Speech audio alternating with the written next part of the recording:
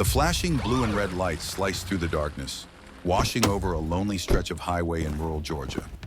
Officer Dale Harding leaned his heavy frame against the door of an old Chevrolet CK-1500, his face a mask of bored authority.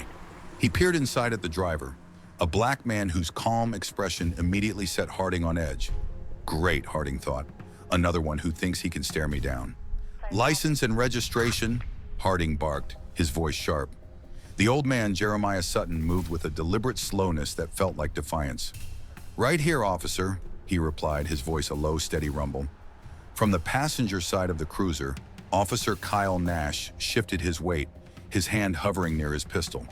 You know why we pulled you over tonight? Busted taillight, Sutton answered, not even glancing at the younger cop. Got the part at home. Just haven't found the time. Harding snatched the documents, his flashlight beam landing on the name. Jeremiah Sutton. He made a show of sounding it out. Jeremiah. Fancy name for this part of the county. He scanned the rest. Clean record. It only deepened his suspicion. That's an old army jacket you've got on, Nash observed. Sutton gave a slow, single nod. Served a long time ago. What branch? Harding pressed, leaning in. What unit? He wanted a reaction, a flicker of fear. Army, Sutton said calmly, his eyes fixed on the dark road ahead. Special Activities Division. Harding's lips tightened into a smirk. He turned his head slightly toward Nash. Special Activities, huh? Sounds real convenient. He muttered just loud enough for his partner to hear.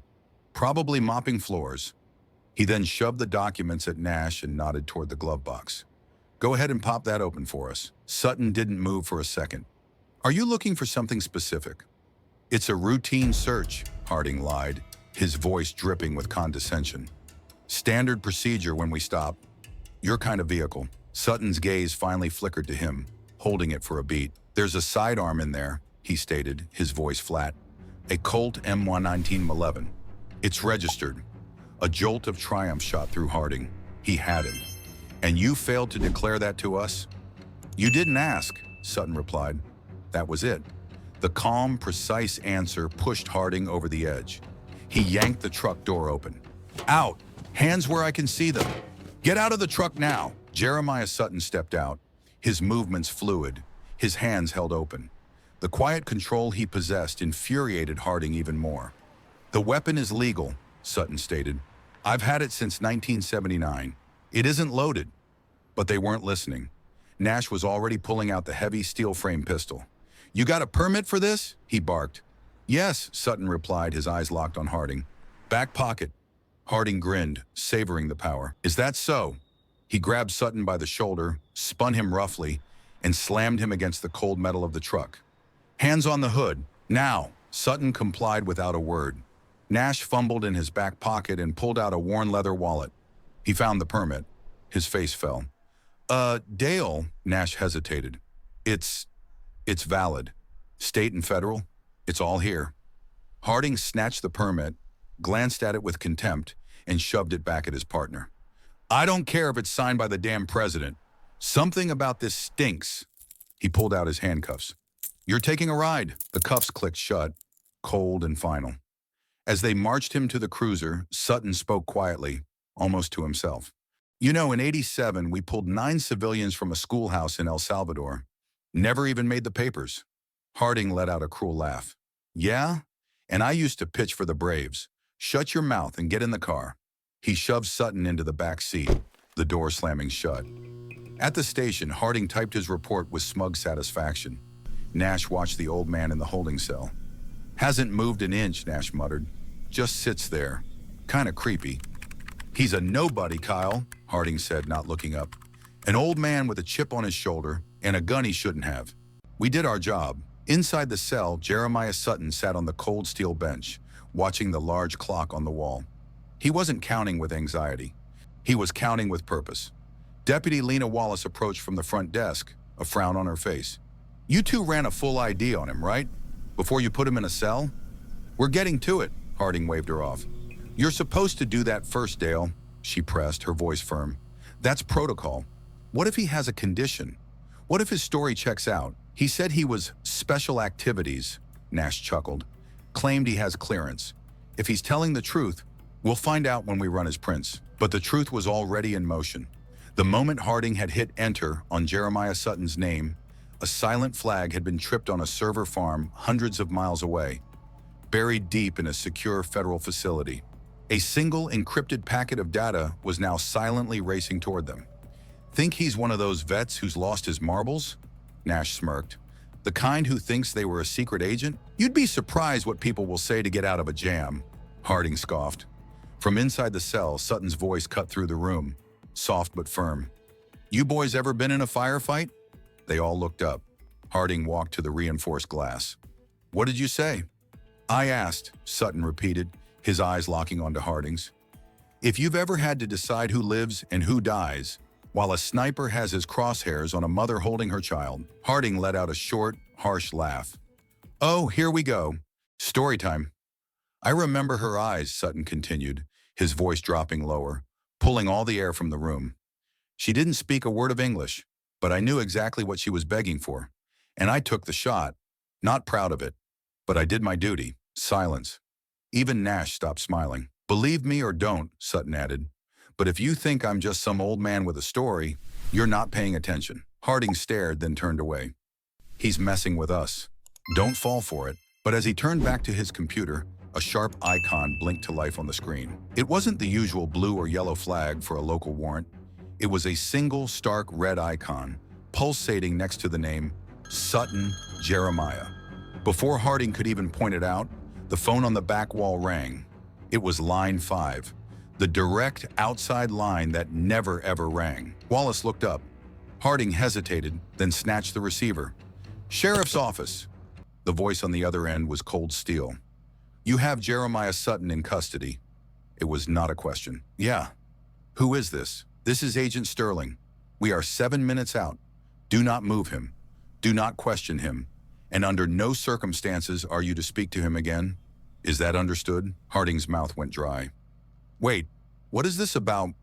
The line went dead. Dale? Wallace asked, standing up slowly. Who was that? Before he could answer, powerful headlights swept through the station's front windows, blinding them. 3 black, unmarked Suburbans glided to a silent stop. The doors opened in unison, and men in dark suits emerged, moving with a fluid, unnerving efficiency. The station door swung open. Agent Sterling stepped inside, flanked by his team. He was tall, sharp, and his presence immediately sucked all the authority out of Harding and Nash. They were no longer cops in their station. They were trespassers in his. Sterling's eyes scanned the room and locked onto the holding cell. He strode past Harding without a second glance. We'll take it from here. As one of his agents, a man named Price, plugged a secure laptop into a workstation, Sterling spoke without looking back. I want all footage, all paperwork, and a log of every word spoken to him since the moment of his arrest. Immediately. Hey, hang on, Harding stammered, his bravado crumbling. You can't just walk in here and... Sterling stopped and turned his head slightly. His voice was quiet, but it hit Harding like a physical blow. Officer, you are currently detaining a protected federal asset. That man is not to be questioned or processed without direct clearance from the Pentagon. If you have a problem with my methods, I invite you to call them. Harding froze, the blood draining from his face. Inside the cell, Jeremiah Sutton looked up. A faint smile touched his lips, not of triumph, but of weary resignation. Sterling walked to the cell, tapped a code into the electronic lock, and swung the door open. Sergeant Sutton. Sutton stood, his joints cracking softly. Took you long enough, Sterling. Traffic was a mess, Sterling replied. He glanced at the 2 stunned local cops. They treat you with respect? I've had worse, Sutton said, his eyes on Harding. At least they only asked me what unit I served in once. Look, we didn't know who he was, Nash blurted out, his voice shaking. The weapon wasn't declared. We had to. You didn't know because you didn't listen. Agent Price cut in coldly from his workstation, never taking his eyes off the screen. And for that, you've both been flagged for mishandling a Class A sensitive individual. Congratulations. The room was dead quiet. The word congratulations hung in the air like a death sentence. Agent Sterling turned his attention from the 2 frozen officers to Deputy Wallace, who stood by her desk. Deputy? Sterling's voice softened slightly. Were you involved in the arrest? No, sir, she answered quickly. I was on front desk duty. "You're clear," he said with a nod. Then his gaze hardened as he looked back at Harding and Nash. "The two of you, don't move. Every word you've said, every action you've taken since you pulled Sergeant Sutton over, is now part of a federal investigation. If your body cam footage shows any mistreatment, you will be hearing from our legal branch." From his workstation, Agent Price's voice cut in, cold and monotone, as he read from his screen. "Here's what you missed. Sutton, Jeremiah, Master Sergeant, retired. Attached to the classified Task Force 11 throughout the 80s and 90s. Stationed in locations that don't officially exist. Recipient of the Medal of Valor and a Pentagon citation for preservation of civilian life." Harding blinked, his mind struggling to catch up. "But if he's a hero, why is he flagged in your system?" Sterling walked slowly toward him. "Because Sergeant Sutton isn't just a veteran. He is part of a standing protection program for operatives whose past actions carry severe international consequences." He gestured toward the evidence bag with Sutton's pistol. "That Colt M1911 you seized? It's the primary piece of evidence in a case that stopped an entire embassy from being overrun in 1989. There are certain people who would pay millions to get their hands on him, or that weapon." Nash's face went pale. "Wait, you mean someone might be tracking him?" "Not might," Price said without looking up. "Is." Harding took a step back as if the floor had become electrified. "We had no idea." "No," Sterling replied, his voice dangerously low. "You didn't. You just saw an old black man in a beat-up truck and made an assumption. And that's the problem." In the background, another agent finished downloading the dash cam and body cam files. Every smirk, every insult, every shove was now preserved on a secure federal drive. Sutton watched them, not with anger, but with a profound weariness. He looked like a man who had carried too many secrets for too long. "Do you want to press charges for the arrest, Sergeant?" Sterling asked him. Sutton shook his head. "Not worth the paperwork, but I would like my sidearm back." Price walked over and handed him the pistol in a sealed case. "You're cleared, Sergeant." Sutton took it, then turned to Harding. "You ever get a gut feeling about someone?" he asked quietly, "and then choose to ignore it for an easier, uglier thought?" Harding couldn't find a single word to say. "Maybe next time," Sutton added. "You'll ask before you assume." As they prepared to leave, Deputy Wallace approached them. "Sir," she said to Sutton, holding something in her palm, "I think these are yours. They fell under the desk. They were his dog tags." Sutton took them, the worn metal cool against his skin. But the vindication was short-lived. The real danger was still outside. "But why was he flagged so fast tonight?" Wallace asked Sterling. Price answered for him, holding up a thin folder. 4 weeks ago, Sergeant Sutton's name appeared on a leaked list from an old DIA archive. Someone is actively hunting down the names on that list. 3 of them are already missing. Sutton gave a short, bitter laugh. "So you see why I don't appreciate being handled like a common criminal." "Look, man, I'm sorry," Nash stammered. "I didn't know." Sutton looked him straight in the eye. "No, you didn't," he said, "but you should have treated me like a man. Not a problem you needed to solve." Sterling stepped forward. "We've been trying to get men like Sergeant Sutton off the grid before the wrong people find them. Tonight, you put a spotlight on him. You increased the risk." The weight of his failure finally crushed Officer Harding. I'll write a full statement," he stammered. Sutton met his gaze. "Write it for yourself," he said. "Not for me." "We need to move," Agent Sterling said sharply. "Now." Desperate for any justification, Harding mumbled, "We were just doing our job." Sterling shot him a look of pure ice.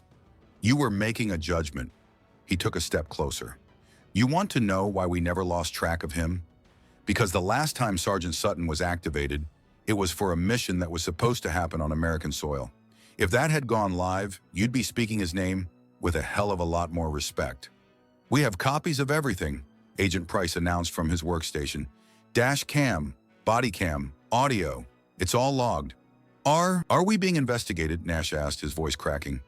"You're being reviewed for disciplinary action," Price stated flatly, not looking up from his screen. "Your report had better match our recording of every single word you said tonight." "We didn't use excessive force," Harding insisted, his voice cracking with desperation. Sutton finally stepped forward, his voice cutting through their excuses. "You think I care about that? I've had snipers in tree lines. You think your handcuffs can shake me?" He looked at the 2 officers, their authority now completely gone. "I care about respect. the kind you give without being asked. As they turned to leave, Sterling's voice carried across the silent room. A formal request for disciplinary review is being sent to the State Department. You arrested a protected federal asset, mocked his service, and ignored protocol. Nash sank into a chair, his shoulders slumping in utter defeat. 3 weeks later, the consequences became official. Officer Kyle Nash was permanently reassigned to desk duty, stripped of his patrol car and his pride. Officer Dale Harding's badge was suspended indefinitely, his career in law enforcement effectively over. They had arrested a quiet old man in a worn-out truck, and in doing so, they had brought down a force of justice they never knew existed.